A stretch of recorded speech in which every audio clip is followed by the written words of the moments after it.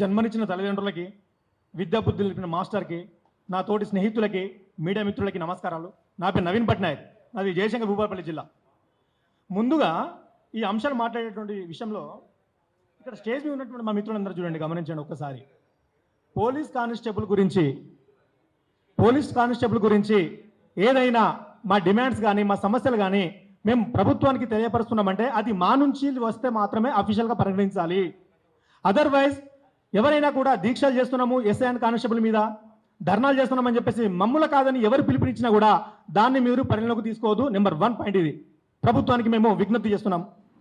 ఇప్పుడు విషయానికి వస్తే జియో నంబర్ 46 అనేది ఎంతటి ఘోరం అంటే గత 2 సంవత్సరాలుగా మేము పోరాటం చేస్తున్నాం ఆ జియో నంబర్ 46 మీద.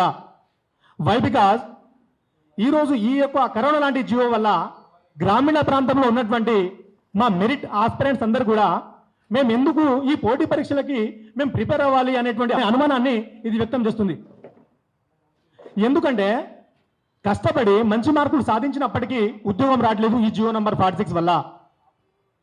గత ప్రభుత్వం మాకు ఈ జియో నంబర్ 46 తీసుకొచ్చి ఈ విధంగా మమ్మల్ని నష్టపరిచిందని తెలిసే కదా ఎలక్షన్లో మీరు మాకు ఇచ్చినటువంటి హామీ పరంగా మేము పనిచేస్తాం, మీకు గ్రామంలో తిరిగినాము, మీకోసం మేము ఓట్లు వేయించినాము, అమ్మలకల కాలు పెట్టినాము. మీకు తెలియదా ఇది? హర్షవర్ధన్ రెడ్డి సార్ మీకు తెలియదా? రియాజ్ సార్ మీకు తెలియదా? మినిస్టర్ సూరవ్ సార్ మీకు తెలియదా? రేవంత్ రెడ్డి సార్ గారు మీకు తెలియదా? మేము ఎలక్షన్ బిఫోర్ మిమ్మల్ని కలిసాము, అధికారంలోకి వచ్చినా కూడా మిమ్మల్ని కలిసాం. మేము సీతక్క కూడా తెలుసు, మా అక్క మంచిది. ఏమన్నదంటే తమ్ముడు నేను గద్దెకెక్కిన వెంటనే మీ యొక్క జీవం మొత్తం కూడా అంతా డిమాలిష్ చేసేసి మీకు నేను ఉద్యోగోచితంగా చేస్తా అని చెప్పింది. అక్క ఇప్పుడు ఎక్కడుందో తెలియదు. తీన్మార్ మల్లన్న మాయల మరాఠీ అంటే తీన్మార్ మల్లన్న చెప్పొచ్చు మన ఇలా. ఎందుకంటే మేము ఏడ్చుకుంటూ పోయి అతని దగ్గరికి వెళ్ళి అన్న ఈ జియో నంబర్ 46 వల్ల ఈ విధంగా గ్రామీణ ప్రాంతం అందరికీ కూడా చాలా అన్యాయం జరుగుతుంది, ఇక 126 మార్క్స్ 127 మార్క్స్ వచ్చినా కూడా మాకు ఉద్యోగాలు రావట్లేదంటే ఆయన చెప్పిన ఒక మాట, తమ్ముళ్ళు మీరందరూ కూడా మీకు ఉద్యోగాలు రావాలంటే ఈ ప్రభుత్వాన్ని గద్దెదించాలి, రాబోయే ప్రభుత్వం ఏదైనా సరే నేను మాట్లాడి మీకు ఉద్యోగం వచ్చే విధంగా చేస్తా అని చెప్తే ఆ మహానుభావుడి మాట కూడా విని మేమంతా కూడా ఎలక్షన్లో పనిచేసినాము, కాంగ్రెస్ పార్టీని తెచ్చేటువంటి దానిలో మేము ప్రధాన పాత్ర పోషించినాము. కాబట్టి దయచేసి ఇప్పుడు తిరుమలన్న గారు ఎమ్మెల్సీ కూడా అయ్యారు, ఒక్క రోజు కూడా మాట్లాడినటువంటి పాపన పోలేదు. అది ఇప్పుడు మేము చెప్పదలుచుకుంది సూటిగా, అయ్యా రేవంత్ రెడ్డి గారు మిమ్మల్ని ఒకటి నేను అభ్యర్థిస్తున్నా, మీరు జియో నంబర్ 46 వాళ్ళకి న్యాయం చేయడానికి మీకు ఎవరు అడ్డొస్తున్నారు? మిమ్మల్ని కలిసి మేము అడిగినప్పుడు మీరు ఏమన్నారంటే అది బీఆర్ఎస్ పార్టీ గత ప్రభుత్వం తెచ్చింది కదా, మేమేం చేయాలంటే ఆ ప్రభుత్వం తెచ్చింది కాబట్టి మిమ్మల్ని మేము తెచ్చినాము. మరి ఇప్పుడు ఆ ప్రభుత్వం కూడా మొన్న మనకి అసెంబ్లీ సమావేశంలో కూడా వాళ్ళు అన్నారు జియో 46 బాధితులకు న్యాయం చేస్తే మేము అడ్డు రాము, వాళ్ళకి న్యాయం చేయొచ్చు అని చెప్పేసి కూడా మాట్లాడడం జరిగింది. వాళ్ళు తప్పని తెలుసుకున్నారు. ఇంకా మీకు ఎవరు అడ్డొస్తున్నారు? బ్యాక్లాగ్ పోస్టులు 1000 పోస్టులు ఖాళీలు ఉన్నాయి, మమ్మల్ని భర్తీ చేయడానికి మీకు ఏమవుతుంది? కాబట్టి సూటిగా వేళ ప్రశ్నిస్తున్నా, I would like to question to the government, why did fight for a separate Telangana? It was also for jobs, right? ఎందుకనంటే మన నియామకాలు, మన నిధులు, మన అంతా కూడా వాళ్ళు దోసుకుపోతున్నాను కదా, మనం సపరేట్ తెలంగాణ కావాలని చెప్పేసి అనుకున్నాం. మరి ఏం చేస్తున్నారు అంటే ఈ ఆంధ్ర వ్యక్తి వివి శ్రీనివాసరావు గారు ఇతని కంటే నిష్ణాతులు మన రాష్ట్రంలో లేరా అని చెప్పేసి అడుగుతున్నా. ఎందుకు అతన్ని కొనసాగిస్తున్నారు? Okay, he was appointed by last government, we accepted, but our question is why you people continue still that person? So కాబట్టి మేము అతన్ని వెంటనే రాజీనామా చేయాలని చెప్పేసి mister V V Srinivasarao, I shame on you. Why? Because you cheated entire Telangana local candidates, merit aspirants. More than 10 members, our friends committed suicide just because of you only. If you have integrity, then you resign your job. అంతకంటే ఎక్కువ మాట్లాడలేను. ఎందుకంటే ఈ రోజున మేమంతా కూడా struggles అనుభవిస్తున్నాం.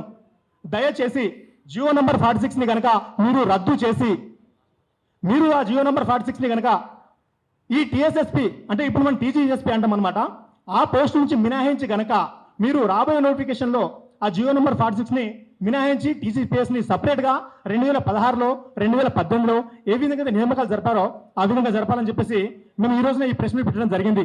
అలా రాని ఎడల నోటిఫికేషన్లో మళ్ళీ జియో నంబర్ 46ని ఇంప్లిమెంటేషన్ చేస్తే మాత్రం మా మిత్రులు ఎవరు కూడా లక్షలాది మంది ఉంటారు, ఎస్ఐ అండ్ కానిస్టేబుల్ అప్లై చేసే వాళ్ళు మోర్ దెన్ 10 lakhs ఉంటారు. కాబట్టి ఎవరు కూడా అప్లై చేయనటువంటి పరిస్థితి ఏర్పడుతుంది రాష్ట్రంలో. నేను ఈ మాట ఎందుకు బలంగా చెప్తున్నానంటే ఇవాళ మేము గత 15 రోజుల క్రిందట ప్రొఫెసర్ కోదండరాం సార్ గారిని కలవడం జరిగింది. సార్ ఒక మాట చెప్పిన సూటిగా, అతను తప్పులే అందులో, ఎందుకంటే పైన అధికారులు చెప్తున్నటువంటి విషయాన్ని ఆ సార్ మాకు చెప్పడం జరిగింది. ఏమన్నారంటే, తమ్ముళ్ళు మీరందరూ కూడా నా దగ్గరకు వస్తున్నారు కదా పదే పదే, కానీ జియో నంబర్ 46 అనేది అప్కమింగ్ నోటిఫికేషన్లో కూడా ఇంప్లిమెంటేషన్ చేస్తున్నారు, మళ్ళీ ఇంప్లిమెంటేషన్ చేస్తున్నారు, దాన్ని తీసేయడానికి లేదంట అని చెప్పేసి అంటున్నాడు. ఎందుకు సార్ తీసేయడానికి లేదు అంటే, ఇగో ఒక్కొక్క జిల్లాల అంటే 2-3 జిల్లాల మాత్రమే చాలా మంది సెలెక్ట్ అవుతున్నారంట, చాలా మంది జిల్లాల నుంచి రావట్లే అంటుంది. నేను ఒకటి చెప్తున్నా, ఇప్పుడు అన్ని జిల్లాల నుంచి వెళ్ళి సెలెక్ట్ కావాలని చెప్పేసి అనుకుంటే అది ఆహార పథకం కాదు, ఇది సన్నబియ్యం పథకం కాదు. నేనేమంటున్నా, జిల్లాల వారీగా మనం సెలెక్ట్ చేయడానికి మనకి సివిల్ కానిస్టేబుల్ ఉంటాయి, ఏఆర్ కానిస్టేబుల్ ఉంటాయి, అవి డిస్ట్రిక్ట్ వైజ్గా ఫిల్ చేస్తారు. మరి ఇందులో టీజీ ఎస్పీ అంటే ఫుల్ ఫామ్ తెలుసా కనీసం అని చెప్పేసి అడుగుతున్నాం మన మంత్రులను. కానీ ఉన్నటువంటి బోర్డు చదివిన వీవ్స్ నీకు తెలుసా కనీసం? నీకు దాని యొక్క అబ్రివేషన్ తెలుసా? టీజీఎస్పీ అంటే అబ్రివేషన్ ఏంటి, ఎస్పీ అంటే లాస్ట్ ఏంటి, స్పెషల్ పోలీసే కదా. స్పెషల్ పోలీస్ అంటే స్పెషల్ పర్సన్సే ఉండాలి కదా మరి అందులో. మరి నువ్వు ప్రతి ఒక్క కుటుంబానికి ప్రతి ఒక్క జిల్లాకి పంచాలనుకుంటే దాన్ని పీపీ అని పెట్టు, లాస్ట్కి పంపకాల పోస్ట్ అని పెట్టు. అలాంటప్పుడు దానికి నువ్వు ప్రిలిమ్స్ పెట్టకు, దానికి ఈవెంట్స్ పెట్టకు, దానికి మెయిన్స్ పెట్టకు. మరి టీఎస్పీఎస్సీ స్పెషల్ పోలీస్ అంటేనే మెంటల్గా ఫిజికల్గా చాలా ఫిట్గా ఉండాలి, ఆ పర్సన్ మాత్రమే దానికి ఫిట్ అనమాట. మరి అలా కాకుండా లేదు ఈ జాబ్స్ని మేము ఈ విధంగా డిస్ట్రిబ్యూట్ పెడుతున్నామంటే లాస్ట్ గవర్నమెంట్లో మీరు ఇచ్చిన నోటిఫికేషన్ ఎందుకు చెప్పలేదు? మేము టీజీఎస్పీని ఈసారి మేము డిస్ట్రిబ్యూట్గా ఇస్తున్నామని చెప్పేసి ఏదైతే సివిల్ ఏఆర్ని నువ్వు డిస్ట్రిబ్యూట్గా ఇన్ని పోస్టులు అన్నావు కదా, మరి టీఎస్ఎస్పీ కూడా ఇవి కూడా ఎందుకు లేదు?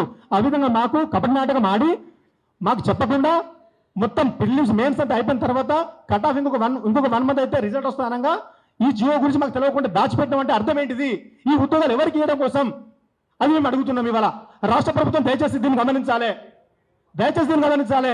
మీకు అనిపించవచ్చు అది ఒక జస్ట్ జాబ్ అని, అది మా భవిష్యత్తు, అది మా భవిష్యత్తు. ఇలా అది చేసిన తప్పడం వల్ల ఈ రోజున మేమంతా కూడా మెరిట్ స్కోర్ మా అందరూ ఒక హాల్ టికెట్లో సహా మీకు నెంబర్ ఇస్తాము, మా మార్క్స్ చెక్ చేసుకోండి. మా అందరికి కూడా 125, 123, 120 మోర్ దెన్ 120 మార్క్స్ ఉంటాయి అనమాట. కానీ ఈ రోజున టీఎస్ఎస్పీ బెటాలియన్లో మొత్తం రిక్రూట్ అయిన వాళ్ళు 70 మార్క్స్, 80 మార్క్స్, 90 మార్క్స్, 100 మార్క్స్ వాళ్ళు ఉన్నారు. ఇప్పుడు చెప్పండి ఎవరు ఇక్కడ ఫిట్ ఆ జాబ్కి?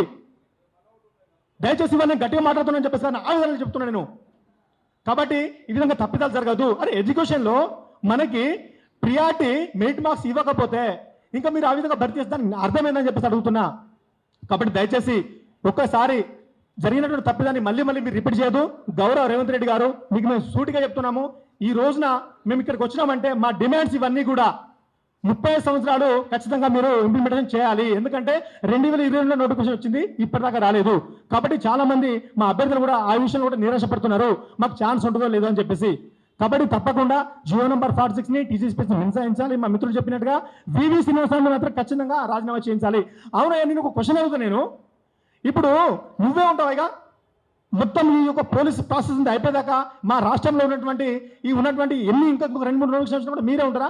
బోర్డు చైర్మన్గా మీరే ఉంటారా? కనీసం మీకు సిగ్గు అనిపించట్లేదా? మేము ఈ విధంగా అంటున్నాం, ఎల్లుపోరా బాబు అంటే నువ్వు పోతలేవు. కనీసం రమ్మని చెప్పేసి గౌరవంగా పిలిస్తే కూడా ఇవాళ రేపు పెళ్లిళ్ళకి ఇవాళ వస్తారు, నువ్వు పోరా అంటే నువ్వు పోతలేవు. ఎందుకు మరి నువ్వు చేయలేదా? ఇప్పుడు ఇలా 60 మంది బయటకు వచ్చిన ఫేక్ బోనోఫైడ్ వల్ల మా మిత్రుడు ఒక మంచి పాయింట్ చెప్పిండు. ఏంటిదంటే 4 years ఇక్కడ ఎక్కడైతే చదువుకుంటే మనం లోకలైజేషన్ పెడితే హైదరాబాద్లో ఉన్నటువంటి ప్రైవేట్ స్కూళ్ళల్లో కానీ ఎక్కడైనా 10,000 రూపాయలు 20 రూపాయలు పెడితే నకిలీ బోనోఫైడ్ వస్తున్నాయి. దానివల్ల లోకల్ క్యాండిడేట్ ఇక్కడ అవుతాడు 60-70 మార్కులు జాబ్ కొడతాడు. మేము సంఖ్య నాకాలా? మేము 125 మార్కులకి మేము సంఖ్య నాకాలా అంటున్నా? మేము కూడా అదే తప్పిదం చేస్తే ఇవాళ మేము ఉన్నటువంటి మా మార్కులకి మాకు సివిల్ ఎస్ఐ జాబే వస్తుంది ఇక్కడ హైదరాబాద్ కట్ ఆఫ్ చూసుకుంటే. కానీ మేము అలాంటి ఆ దొంగ పని ఆ లంగ పని మేము చేయం. కాబట్టి దయచేసి మీరందరూ కూడా దీన్ని గమనించాలి. మేము జియో నంబర్ 46 విషయంలో కూడా మీరు మాకు హామీ ఇచ్చారు, మీకు ఖచ్చితంగా జాబ్ ఇస్తామని చెప్పి సుప్రీంకోర్టులో కేసు నడుస్తుంది. అది గెలిచేటువంటి విషయంలో మీరు మాకు సహకరించాలి. ఈ ప్రభుత్వం తప్పకుండా మీరు సహకరించాలి. ఇంకా మా మీద మీరు పెత్తనం చెల్లించాలని చూస్తే మాత్రం ఖచ్చితంగా భూస్థాపితం అయిపోతారు. దయచేసి గమనించండి. మా రిక్వెస్ట్ ఏంటంటే నిరుద్యోగులందరూ కూడా చాలా నిరాశ నిస్పృహలో ఉన్నారు. ఒక నిరుద్యోగ సమస్య అంటే ఒక వ్యక్తి సమస్య కాదు, ఇది సమాజం సమస్య, మొత్తం యావత్ సమాజం సమస్య ఇది. ఎందుకంటే యువత బాగుంటేనే భవిష్యత్ బాగుంటుంది, రాష్ట్ర ప్రజల యొక్క భవిష్యత్ బాగుంటుంది. కాబట్టి దయచేసి మేము అందరం కూడా రిక్వెస్ట్ చేస్తున్నాము, వచ్చేటువంటి నోటిఫికేషన్లో ఉన్నటువంటి ఈ బ్యానర్లో ఏదైతే మా సమస్యలు ఉన్నాయో, డిమాండ్స్ ఉన్నాయో అవన్నీ కూడా మీరు ఖచ్చితంగా పాటించాలని చెప్పేసి మేము మిమ్మల్ని కూడా కోరుతున్నాము. ధన్యవాదాలు.